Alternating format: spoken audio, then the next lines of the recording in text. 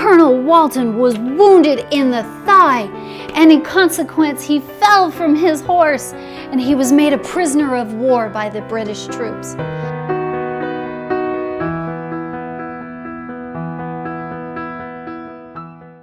George Walton.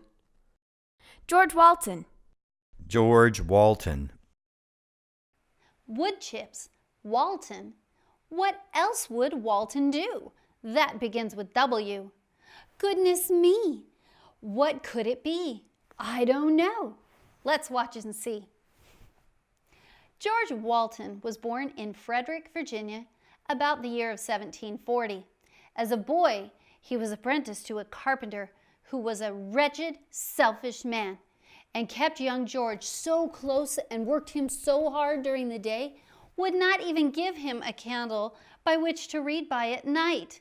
But young George had a strong mind, and though he didn't gain a good school education, he was wholeheartedly wanting an education and was quick at gaining knowledge, even on his own.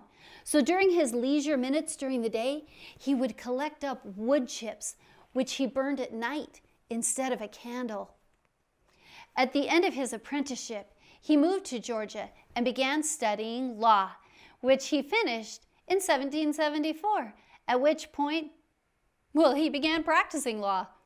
At this time, the British government was in full power in Georgia, which made the governor and his council very, very happy. During this time, George Walton and a bunch of others had a meeting of the Friends of Liberty at Liberty Pole to decide how to protect the liberties of the people of Georgia, which were endangered by the acts of the British. A petition was to be presented to the king. It was created, but it shared the same fate as all of the other petitions had. Nothing ever changed. Mr. Walton showed great enthusiasm and intelligence during his time on the Committee of Safety, representing Georgia, and finally to his election to the Continental Congress in 1777 through 1781, where he voted for independence from Britain. Of course, in 1776, he signed the Declaration of Independence about the age of 36. In December of 1778, Mr. Walton received a colonel's commission in the militia, and he was present at the surrender of Savannah to the British arms.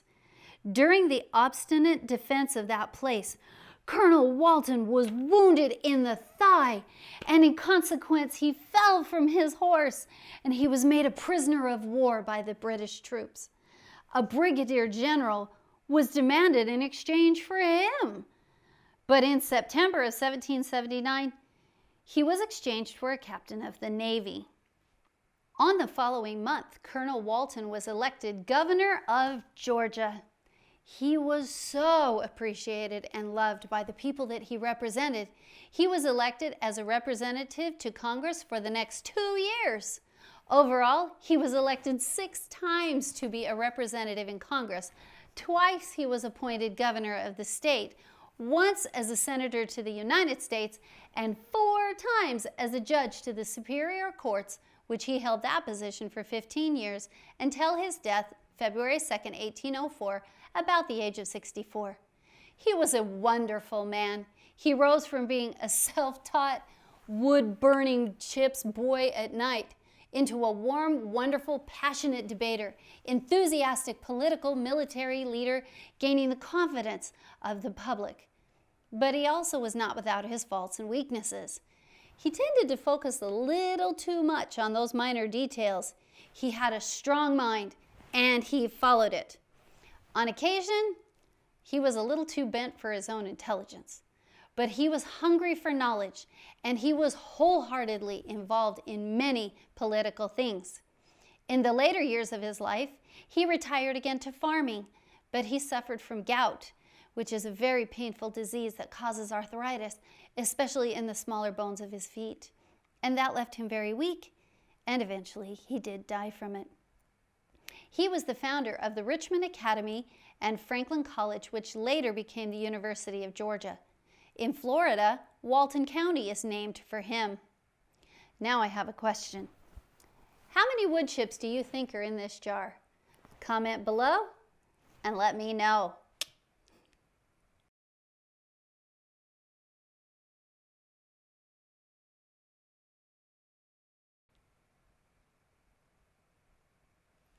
end.